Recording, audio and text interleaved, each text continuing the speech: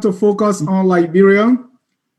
My name is Dennis Jai, and we are broadcasting from Atlanta, Georgia. Today we have our guest, Senator Conmany B. Wesseh.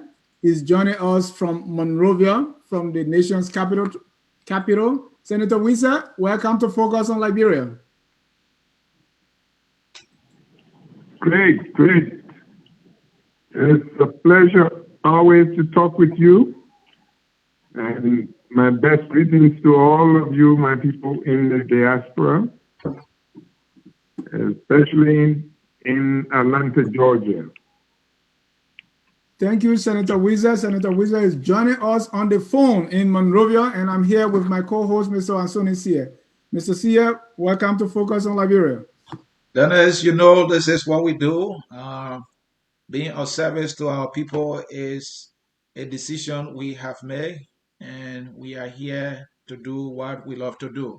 I'm happy to be here, and also having Senator Conmany Wesseh on the phone is like an inspiration to me.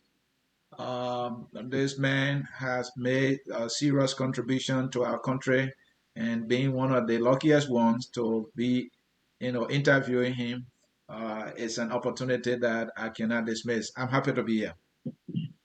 Thank you. We're all happy. Senator Wesseh, he's the senator from River G County. He's someone who needs no introduction, but for the sake of our audience joining us probably for the first time or hearing the name Conmany Benedict Wesseh, we want to say he's a senator from River G County. Just like in America, we have state senator, so senators are for the whole country. He's the chairman on the Joint Legislative Modernization Committee, also the chairman on the Youth and Sport Committee. He's the co-chair on Foreign Relations and chair for the subcommittee on Defense, Security, and Intelligence and Veteran Affairs. Once again, Senator Wesseh, we want to say welcome to Focus on Liberia. Great. Senator, Thank you. Thank you. I wanted to start. Yes. Unfortunately, just to get it, my name is Conmany B. Wesseh. So just keep it at it. No, Benedict is not my name. Okay. Conmany B. Wesseh, that's Senator Conmany B. Wesseh. He's a senator from River G and also a member of the party. So, Senator, let's start. We're going to cover some issues here, national issues, but let's begin from River G. How is River G County, your county, and how are we doing with the senatorial midterm elections slated for 2020? Well, I have to start with the roads. I mean, our people are having quite some difficulties because of the bad roads. I'm just, I guess, send people out there because I lost a nephew. They went to bury and they spent nearly 4 days on the roads, 2 days on the road to go, 3 days on the road to come back. The road is really bad, and both ways. Passing through Sino, Grand Cru is bad. In fact, it's worse than now going through Nimba and Granjide. Cars get stuck. So, talking about what bothers our people the most at the moment is their concern about roads, moving, not having. I'm sure it's a big problem for even those who are running for office. Yes, the concern, therefore, is who represents them. So you've got 4 candidates in the race representing the CPPs, the collaborating political parties of 4 political parties together, and you have the CDC and two independents. So, that's the lowest number of senatorial, any senatorial election There's the lowest number of people contesting. We always have many more than 4 people. So Senator, have you endorsed anyone in this election? You know, everyone comes to me and say they have 2 minds, that I must not endorse anybody, and the others say, and each of those who are running come and say they want me to endorse them. So what I do know is that we have a candidate who is running from the CPP that I'm part of, because I'm representing the United Party, which is part of the CPP. There is a candidate from that body, but each of the others, in particular, the other candidate from CDC, they all have come to me. I mean, those are key people who come, at least come and say they want my endorsement. There are others who are a little too big to request my endorsement.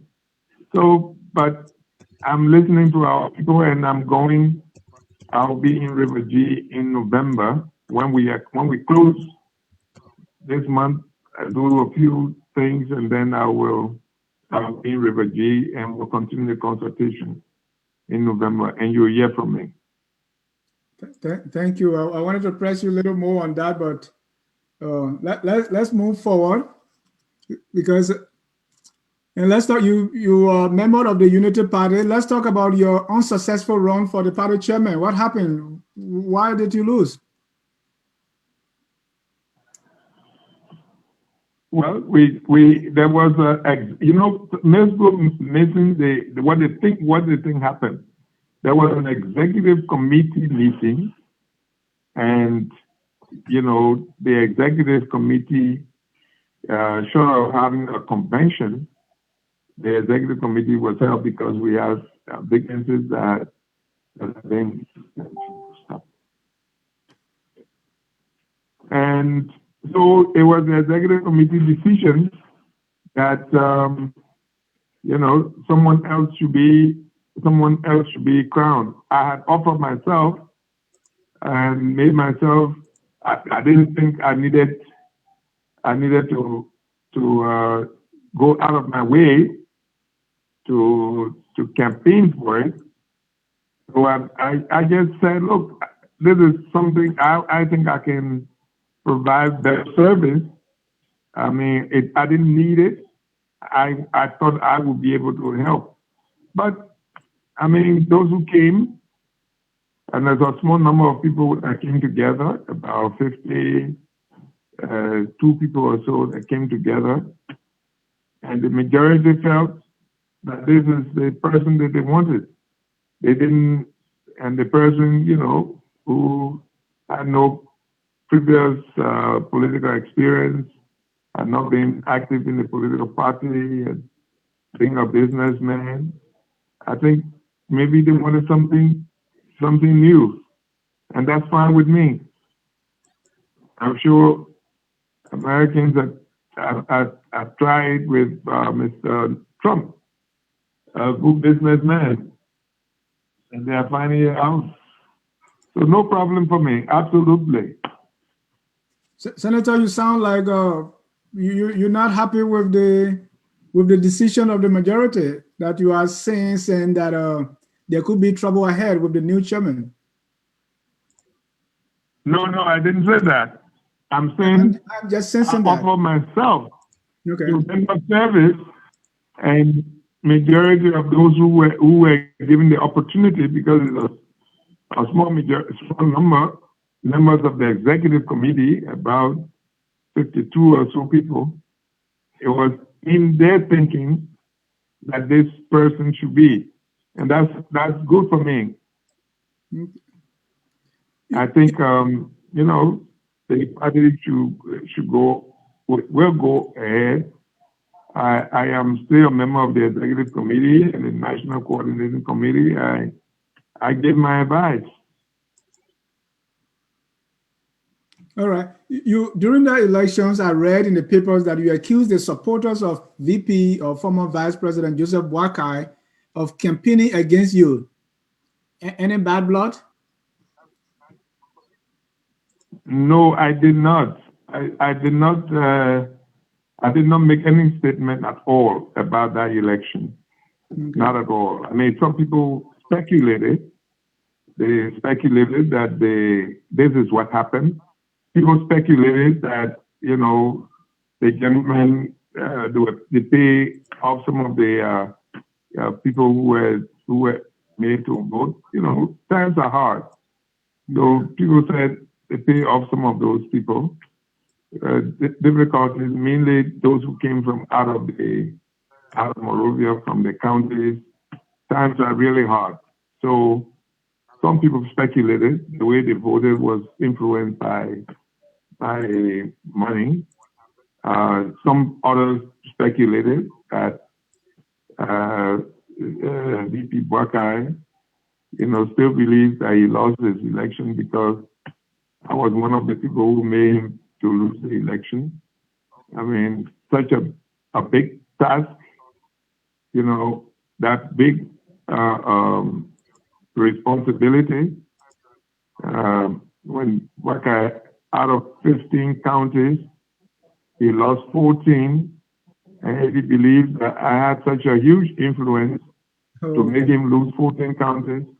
And he, you know, I think he should want to work with me, you know, not to do anything that would make it difficult again for him to win. Right. But right. You know, those are speculations. But I did not make those offers. Okay. I didn't say that. Those are people who said those things. And if you see in the media, they are always saying that's what people saw. I mean, when they say Boakai said that that Ellen Saliv and myself and my wife and that we did not support him, that's why he lost, or we didn't like him. Now, such a big tax, when you believe that we had that type of power, but if I were running a campaign like that, I would say you run a campaign against yourself. Why would you say the person who you work with for 12 years as, you know, as a vice president, why would you go and tell anybody that that person did not trust you? And you want the people who don't know you, who haven't worked with you, to trust you. So you would have been running a campaign against yourself. If that is true, then I am so sorry that he ran a campaign against himself. But that's not, it's neither here or there. Oh, yeah. Let's move on, Senator. Totally. Thank you.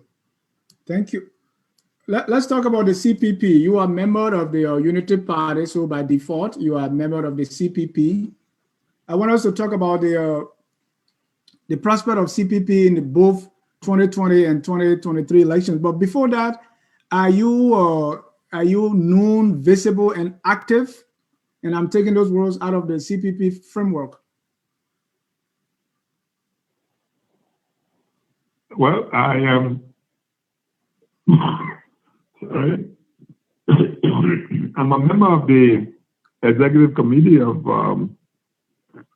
A member of the executive committee of the Unity Party, and everybody in the leadership of the three parties, of the four parties, every single person knows me very well, knows me personally. I know them personally. So, I mean, I'm not a figure to be introduced. So in all the parties, in all the structures, and I'm a member of the executive committee of the CPP. So, I mean, I'm not to be introduced. So I don't know the specific question you asked. Right. No, so what we are trying to do is... Here's my question, Senator. What we're trying to do... Yeah. In the CPP framework, they say a CPP member should be known, visible, and active. So I was asking you if you are any one of those, visible, known, and active. Yeah, I'm saying, I don't know how many people in the CPP leadership that if you were to ask, who would not know Conmany Wesseh. So I think I'm known, visible, and active. Yeah, thank the you. only thing is, my experience tells me being active doesn't mean you got to do you got to go running around the place and knocking your head here and there. You put yourself and do the things that you're able to do that will bring political benefits to your party, to your coalition and collaboration. And so I know I select my battles and I try to be good at each of those things that I pick to do. So how do you assess the prospects of the CPP in the 2020 and also 2023 elections? We have to work hard. This is a building stage. First, try to keep the trusting relationship among the party leaders. I'm always, and when I talk to all of them, something some of them don't like to hear, of course, is to say, don't go into a collaboration if your only objective is to lead it, because only one person will lead. Only one person will be the presidential candidate. Only one person will come from the coalition to run as a senator. So you have to once you agree to go into a collaboration, then you have to leave room for not being the parties or the CPP candidates. You've got to leave that room. But if you're in there and your only thing on your mind is that everything should work for you to become the head of then you are either soon kicking yourself out or you will be there to break the stuff up. My task and real purpose is to encourage everyone to go into it with an open mind. So once this is the teaching period, at the moment, we're trying to help all of those who are the leaders, who are former standard bearers of their different parties, for them to keep an open mind that only one person will become. And those who think that the only thing they're in there for is to become, they will be shocked. Yeah. They will have the shock of their life. Because at the end of the day, the one to be chosen is not necessarily and will not necessarily be those who are standard bearers of in the previous life. Yeah. It could be somebody totally different. But it can also be any one of them. But it cannot be two people or three or four. It will be only one person. So those who want the CPP to succeed, and I am one of those who wanted to succeed, I would discourage anyone who comes in it. I think that he is ordained by God to become the standard bearer. Mr. C, you have anything? All right. Okay. Senator, the CPP has had its own share of trouble, starting with the candidate selection process. It happened in the last elections in Cape Mount and somewhere in the district where Telia Ure ran. Again, there was a CPP framework that was put out. It was being criticized and quickly withdrawn, saying it was a mistake. We saw the primary in Nimba that ended in such a fracas. I mean, there are troubles. There are some troubles in the CPP, and as our people say, the elder cannot be under the palm wine tree and the two get lost. What's going on with the CPP and all these troubles? You are the executive member in Unity Party. What are you advising? You are there. Why are all these issues coming up? but these are teething periods. I know that, for example, there was a problem in Nimba County, and that problem was resolved. And I mean, I play a role as an elder and experienced person. I play a role in discussion with the parties that are concerned, the political leaders of the parties. And I'm very, very happy. And I have to say that the credit goes to Comics, to Mr. Comics, who bit the bullet and showed leadership by allowing the ANC, not the ANC, the Labour Party candidate to who was declared winner, you know, to take the day. And now, in that particular situation, Senator, how in do that you particular situation, yeah, how do you call that resolve if the ANC candidate is running independent? That's not the intent or the purpose of the CPP. Well, people want to. I mean, people have the right. They shouldn't. They sign an agreement that they would not run. They will accept the results. And I think that's not a good sign. That having signed on to such a thing, and then you go, because it's an issue of trust. Yeah. That if the former ANC, he had to resign from the ANC to do that, you know, it doesn't speak very well of that thing. I think he should have accepted and look into the future. And you know, I'm one of those who believe that God doesn't make mistakes. And truly, God doesn't make mistakes. If you don't get it this time, you know, the circumstances may work for you in the future. You know, so you should have allowed the results to stand and, you know, swallow the bullet. Right. But that did not happen. Does it have to do with a leadership issue? Well, it has to do with individual, because these are not kids. People have their own reasons.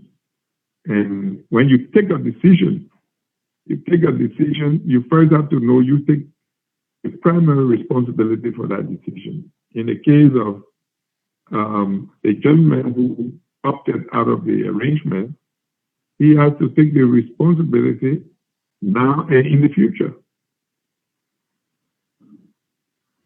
All right. What do you make of the CPP under Mr. Alexander Cummings compared to Mr. Benena Ure? It's been like a year now apart. What do you make of the two leadership as to where the CPP is headed? This is the agreement of rotational leadership. So each person carries the thing for 8 months, and even though Ben and I had a little longer period, but this time it's Comics, and after him, it will be Yambli Kanga Lawrence from the Liberty Party, and then after that, Joe Wakan. So that's what the arrangement is. The strength of this party, this collaboration, is in how strong each of the parties is and how those who are leaders, especially those who have these titles of former standard bearer or standard bearer, how ready they are to let this thing work. Yeah. And we all must make sure that we encourage them to, it's not about them, it's about Liberia putting forward the best to win the elections that are coming. Yeah, my question was how you compared the CPP under Mr. Cummings to that of the CPP under And Mr. Ure? that's the way I chose to answer the question. That it's not about comparison, it's about working together to make them succeed, to make the CPP succeed. Right. Anyone My question who, is the CPP succeeding under Cummings compared to Ure? no, the end result will determine where we are. So these are just facets of the process. Okay. Under Ure, there was a certain experience. That's the first time that the CPP has been created.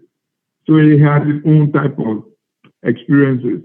Under Comics, the CPP is working at the selection of candidates. That's another set of different type of tests. And this period will continue until the results, the election results. And after that, it will go in preparation for preparing the CPP for the next election, the 2023 election.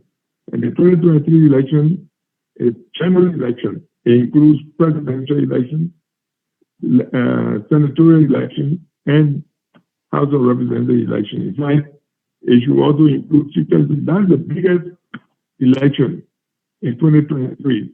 So if a merger had not taken place, it will be a real tough case for whomever is the chair of the CPP.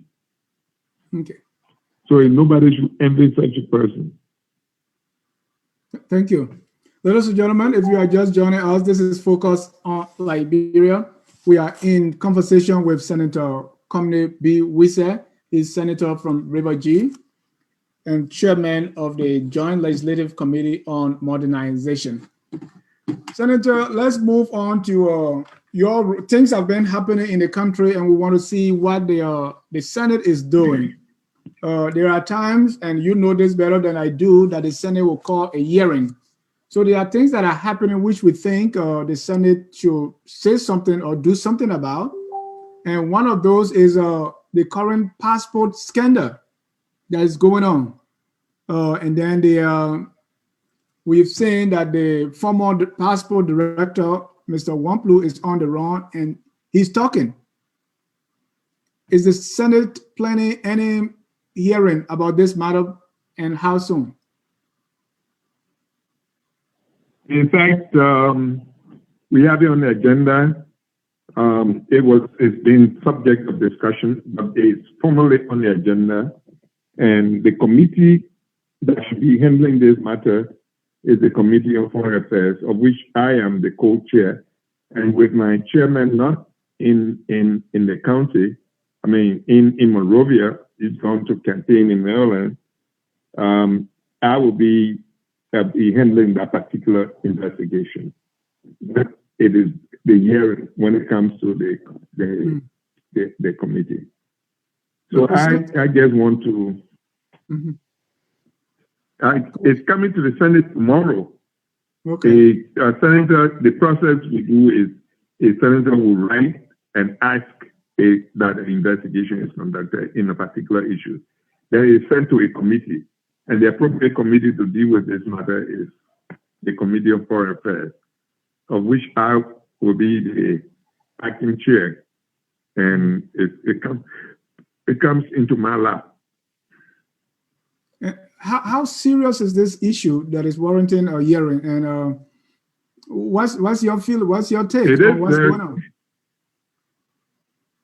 It is very serious. It is very serious. I mean, it's so serious that just starting with the country itself, it took a long time for Liberia passport to regain its respectability.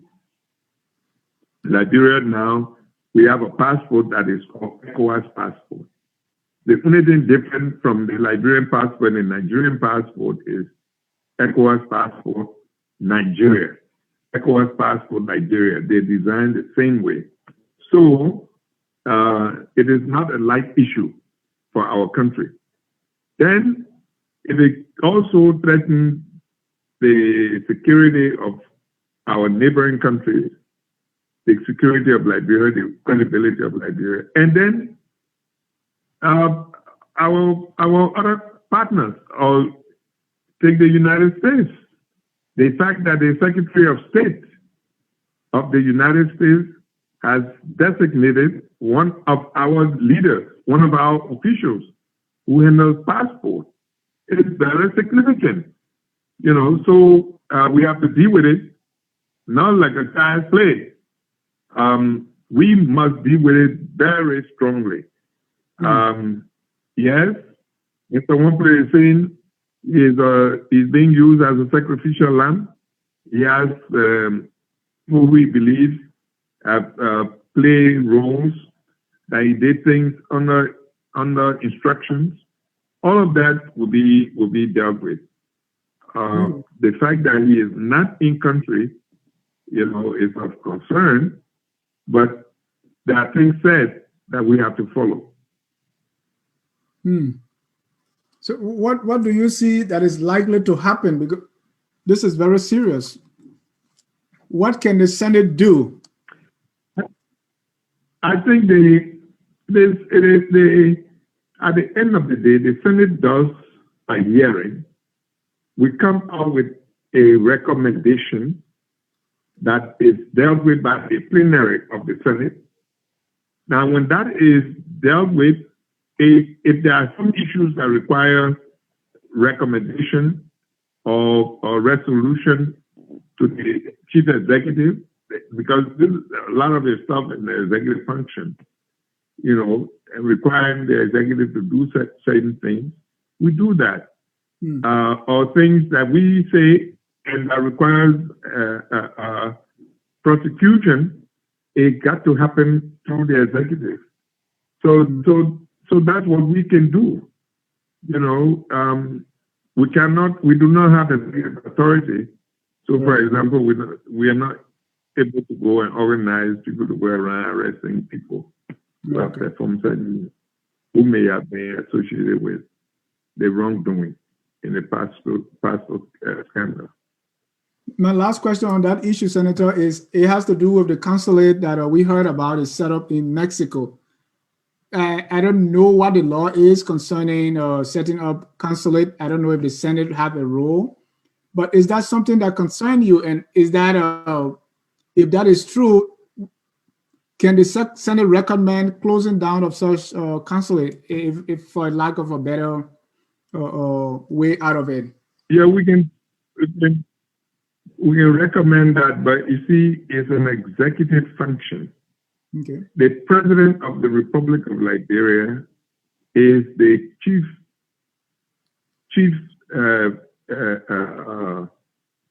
person on our foreign relations. He's assisted by the Secretary of State. Our committee works with them, advise, and overlook. We do over what we say Oversight. we look and see have an oversight, you know, as we deal with these organs of the executive. So all we can do is that in our oversight role, we might be able to determine that something is not going right. And when something is not going right, we expect it to be made right. So that's what we do from the Senate and from the legislature. And it's expected that the President, in the exercise of his duties, will take the appropriate steps. Thank you. Another issue. Go ahead. No, I was saying that I have a background with the Ministry of Foreign Affairs. You know, I rose to becoming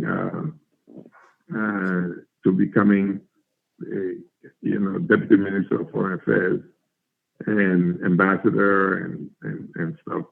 So I know the function of the Ministry of Foreign Affairs in relation to the presidency. Right. And of course the legislature. Another issue that we think may require hearing is the health worker strike and the instruction from the executive to replace them if they don't return to work. Is that something the Senate is planning to look into as well? It's unfortunate. I think it's unfortunate. It's a matter that is being dealt with at the moment. It is unfortunate. My solution is not to to carry out those type of threats. You see, there are some threats that are suicidal. I will be the last person to advise the president to say when workers are on strike, especially health workers, the way to deal with them is to threaten them.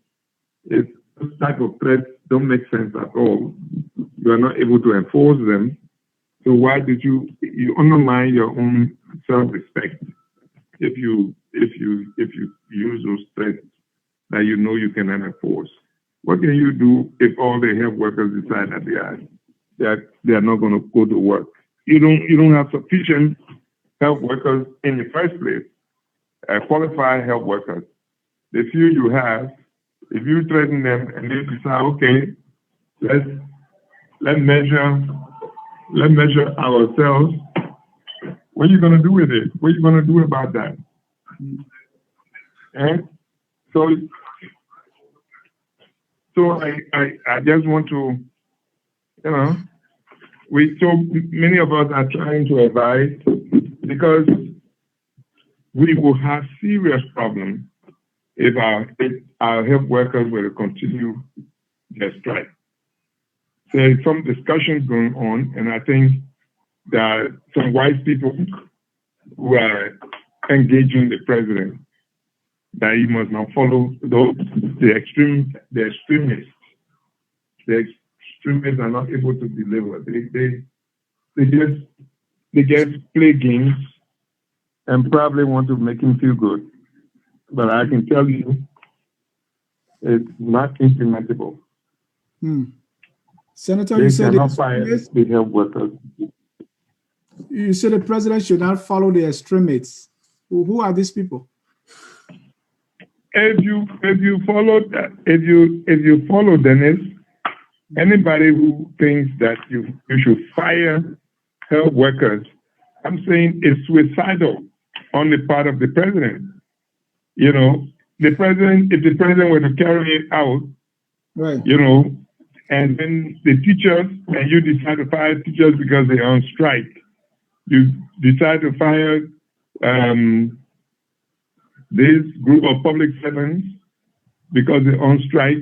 You are only doing everything to fire yourself. I get that. The president will be firing himself. And you are saying people who advising the president to do that are extremists.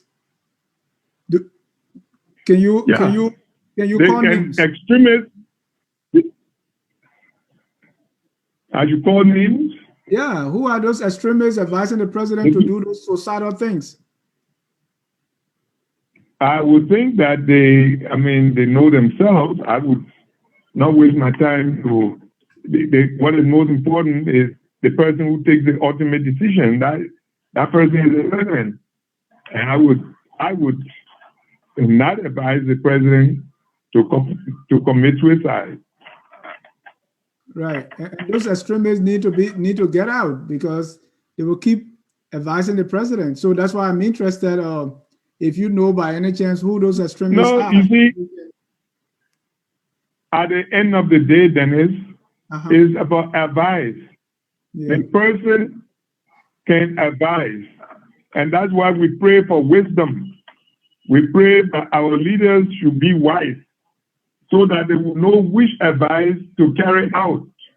Because the person who takes responsibility for the advice is the president, is the man who takes the decision. So in this particular case, I will not waste my time counting or naming names.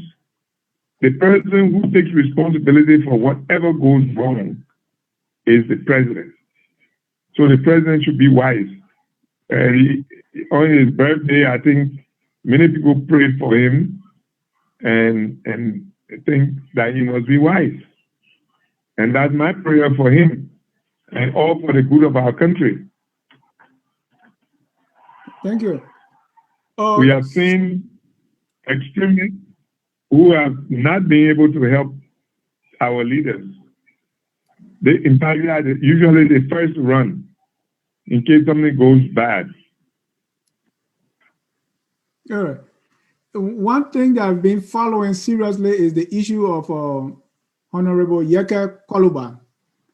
Honorable Yeke has been complaining that the government forces, people are targeting him. We have also seen that Honorable Yeke Koluba is constantly insulting the president. In Zwedru, we saw an issue that happened, an incident occurred where the people in that city, some people did not want Senator Koluba in their city because of that. Constantly, Senator Koluba is complaining. People are going to his house. People are throwing stones. The police is aware of it and doing nothing. He made a famous quote, and I posted it to my Facebook. He said, the place spoon reached for mouth to open. He didn't reach there yet. What are we waiting for to happen before somebody act?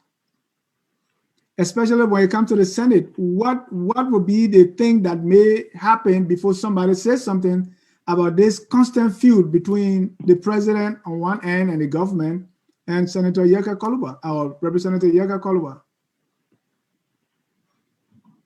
Well, let me say first and foremost, Representative Yeke Koluba makes his statements, and I cannot and I'm not going to justify anything that he says. But what I can say is that, somebody can say something about the president and it doesn't hurt no one. It can be said, it doesn't stop the electricity from running. It doesn't stop water from flowing. It doesn't stop anything. Therefore, what we need to do is continue to do what we are experiencing in the economies that we like. Mm-hmm. In the United States, what do we not see? I mean, people say things. I watch and one of the most experienced leaders in the country, and President Trump in a debate the other day,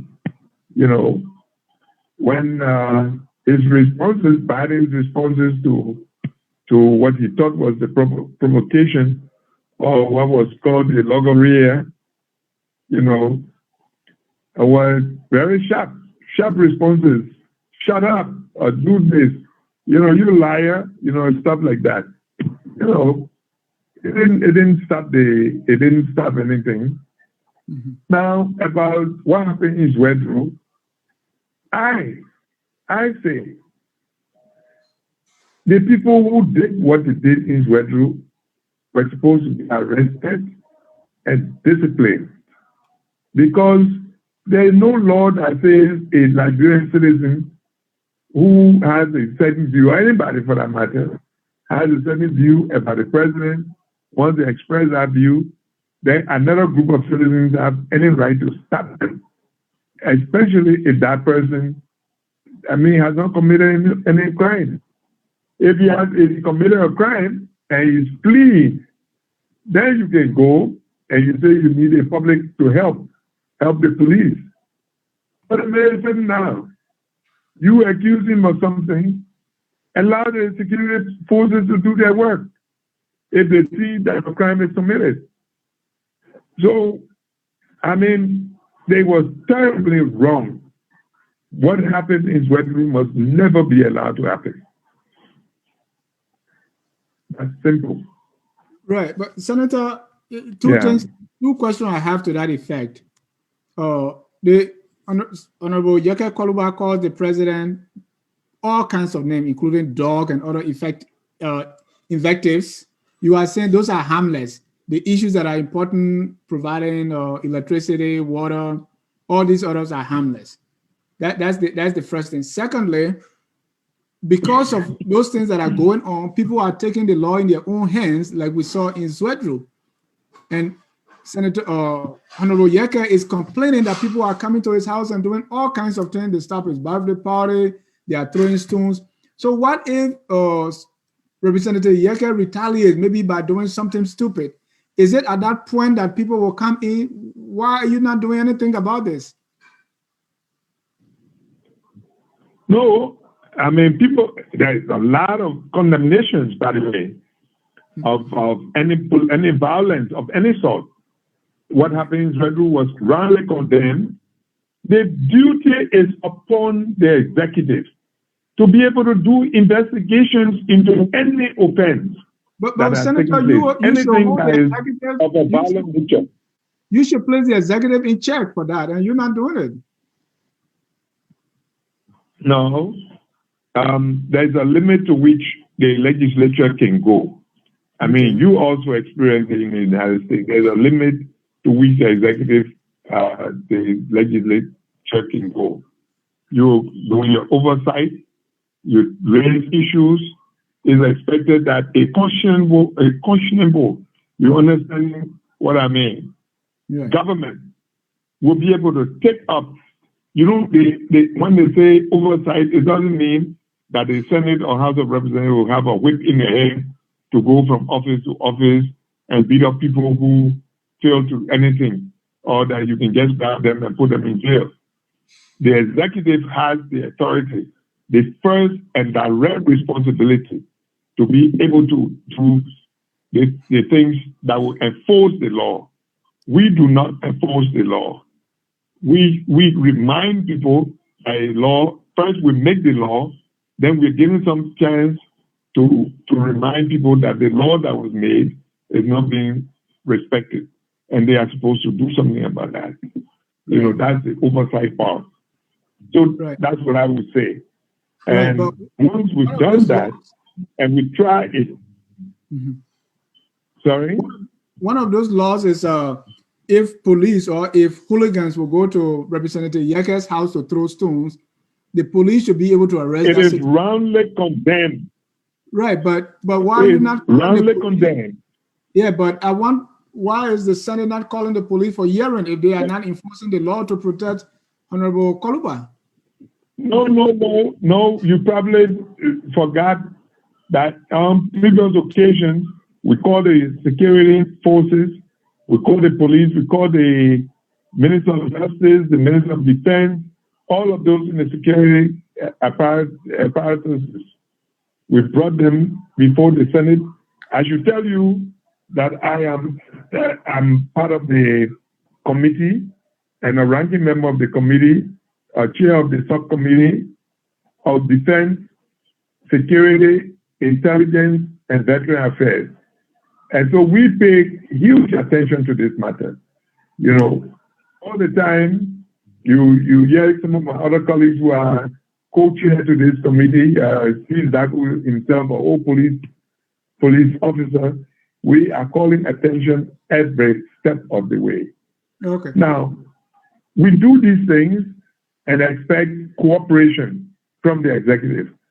You know, it is rather frustrating in many ways when these things are called and there's little bit that shows collaboration and coordination between the executive, the executive, the legislature, and the judiciary as required for the provided for by the Constitution. When it doesn't happen, you know, you expect that there will be responses. There are moments for frustration, seriously, because if some of these things were taking place, actions were taken, and Mr.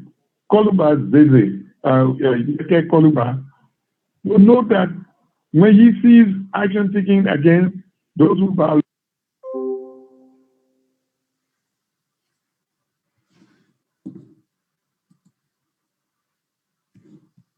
Oh, we just lost the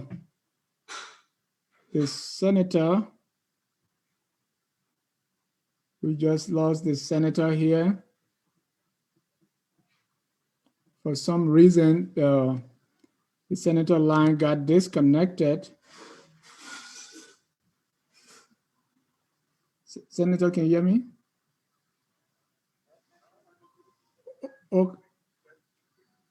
Okay, yeah, just hold on. We'll connect our main phone line again.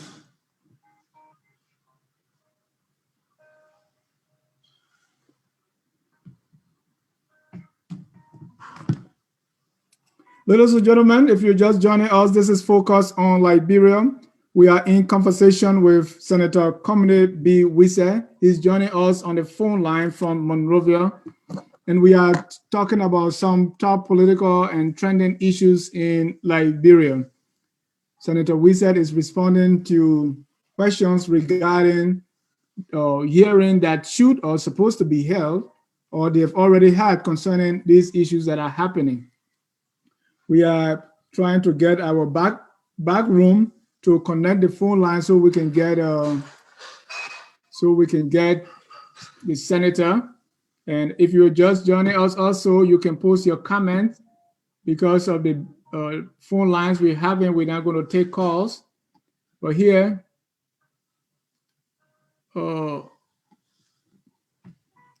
there are questions here. Dixon Gonga say, haha, Mr. Wesseh, just say you guys are not ready to give the standard bearer ship to Mr. Cummings. Josiah Joker, I say, Dennis, it's good that you have the Senator Wesseh on today in exclusive interview. Mr. CA in the back room, please connect our phone lines. We want to get the senator to complete. We don't have much time.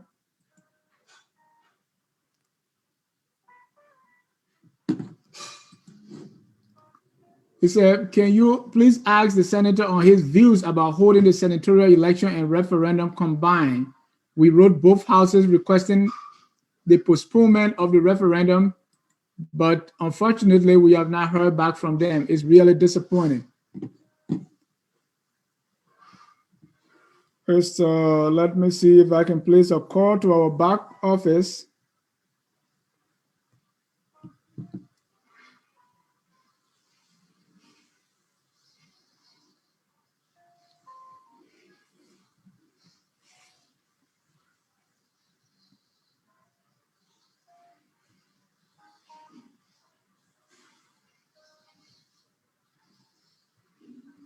We are having some technical issue here. Please bear with us so we can get the senator on in a moment.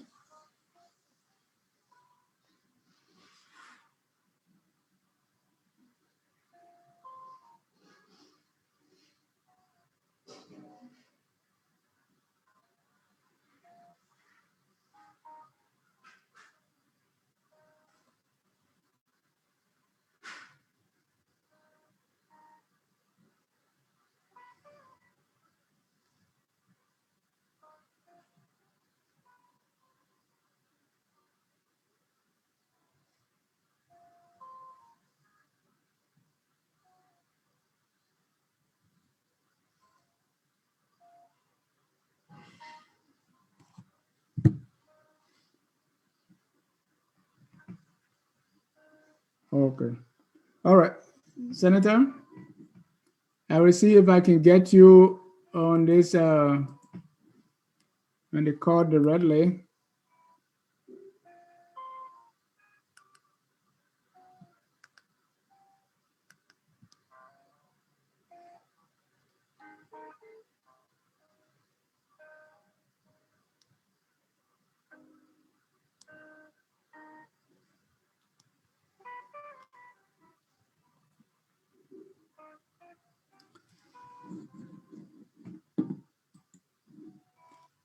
Well, ladies and gentlemen, we are sorry. We cannot get the senator back. And so we're going to be ending the broadcast.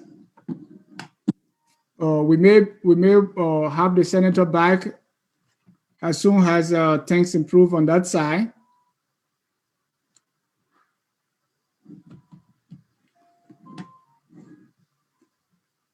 So right now, ladies and gentlemen, we are going to end the broadcast because of technical issues. We lost the senator. We cannot get the senator back. So thank you so much for watching. We will be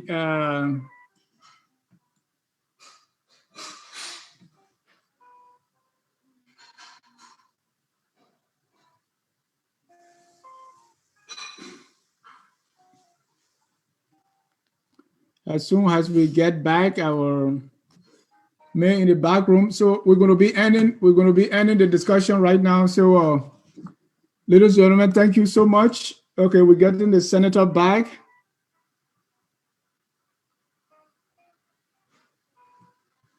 We may be able to do something.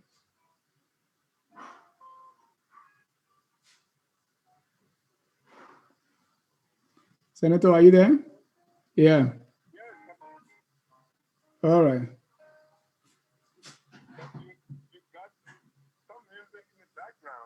All right. I turned that music off. Let's see if we can get you on the phone directly. Please say something. Hello, Senator. Hello. Hello. All right. To our viewers, if you can hear the senator, please give us a thumb up. Senator, say something again. Hello. Hello. All right. Mr. C, in the background, the phone line got disconnected, but we couldn't get you, so we're going to have Senator on the line to just conclude. So okay. Senator, this is my, I'm sorry we had this trouble, but let me ask you my few last questions about still on the issue of hearing. The CDC chairman, Momba Molu, made some incriminating revelation against the president a while ago. And I think you're aware of those. When he says sometimes the president takes money from abroad and take that to his house and all kinds of revelations, right? The president talked, and later on those were deemed liquor talk. Is that something the Senate is prepared to have a hearing on? We should have hearing on many things that are going wrong, very abnormal. Some things that happen that, I mean, people are getting immune to some wrongs to the extent that, you know, numb, they call it numb. The abnormal is being treated like normal. And we are all very, very concerned and people we're fighting, and that's why the quality of those we elect becomes very, very important who come to the legislature, because we have to stand up for the truth in defense of our people, and without doing the right thing, we have serious problem of what is going on is totally unacceptable. And unacceptability is an understatement of what is going on in our governing process. So the things you're talking about, yes, hearings should be in place. Questions, we talk about it, but the thing is, the tendency is that people say they give up. Too early giving up, that nothing is going to happen. And I can tell you, it is frustrating. That's all I can say. But we are not doing our full best. As you say, the Senate, when we are accused of being spineless, by some, it's because of that type of weakness. And it is because of a small minority that stand up, and the rest of the vast majority taking an attitude of a nonchalant attitude. So, I mean, I don't want to be making those excuses, but there are serious moments of frustration. Thank you, Senator. I know we're going to have you back to talk more on this. So let me ask you my last question for the show, which is Wambodiki. Some time ago, he was rejected as the chair of NEC on grounds about question raised about his citizenship. He still headed the LACC until last week, when we learned from the new reshuffle that he's being replaced. What happened? Has the president dismissed someone in a tenure position? because that was the excuse for keeping him as head of the NEC or head of the LACC for so long. Let me shock you that I made the same mistake until I was corrected because I didn't read it in the news item very well. Okay. There is a commissioner who needed to be replaced. And he is the one replaced by George Dan, Anthony George Dan. Oh, okay. But that Mr. Nwabudike is still illegally occupying the position of LACC chair. You say illegally, Senator? Yes, he is. We have said so. But the law requires that position is held by a Liberian. And during our hearing, it was established that Nwabudike is not a Liberian. He is a fraud.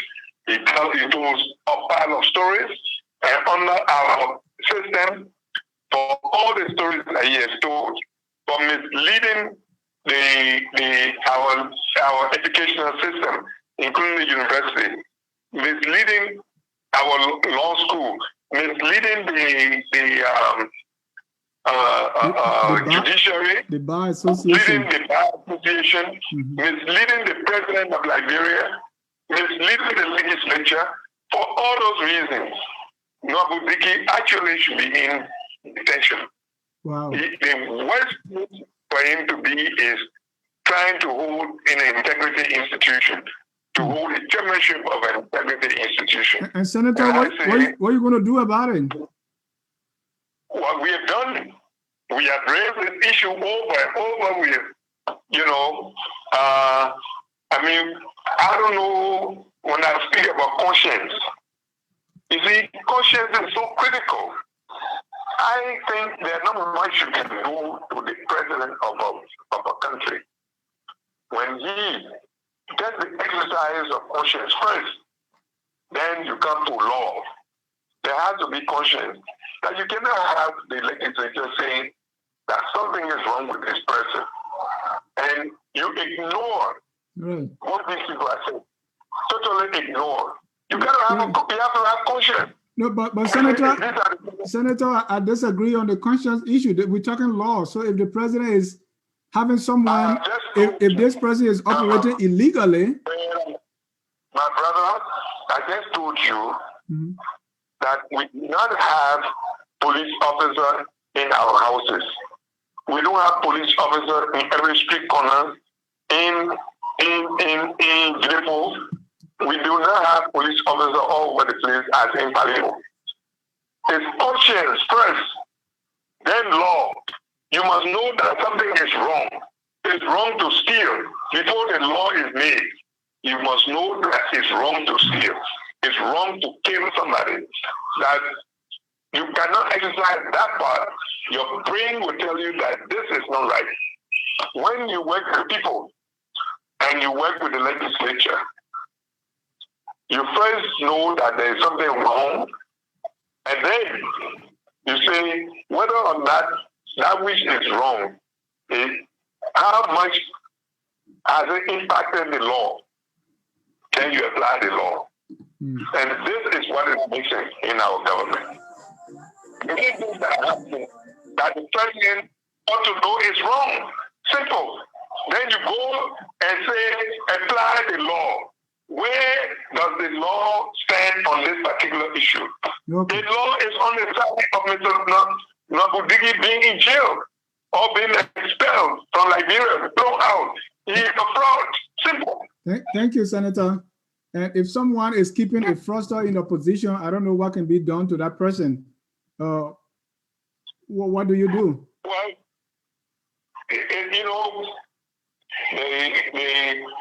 there are many things you do, and some of the things is that I always say that you as a leader must not do anything to create problems for yourself.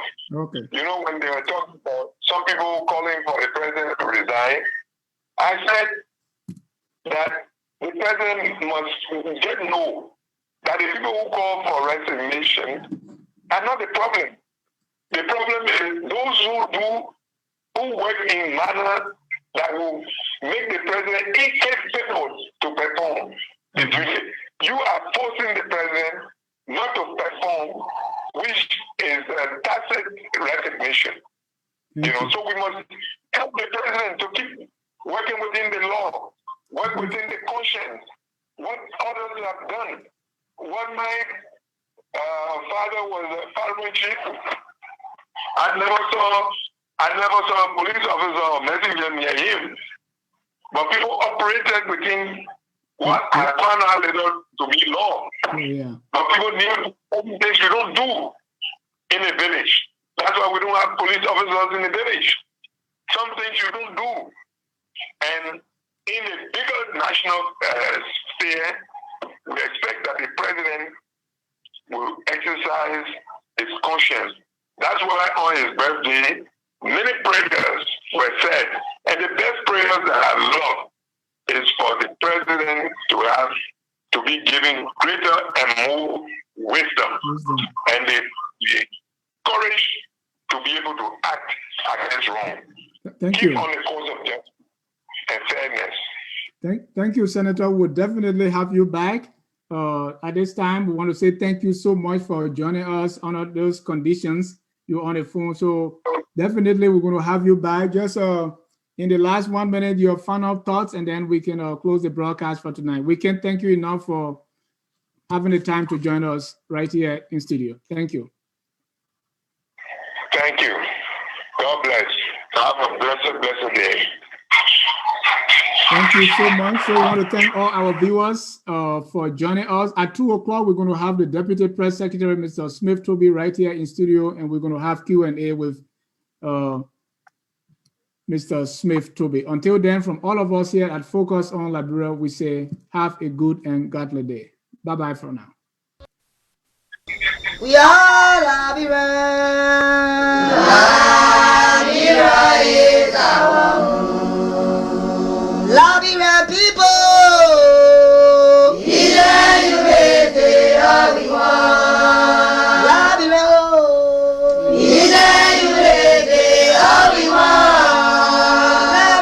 Liberia.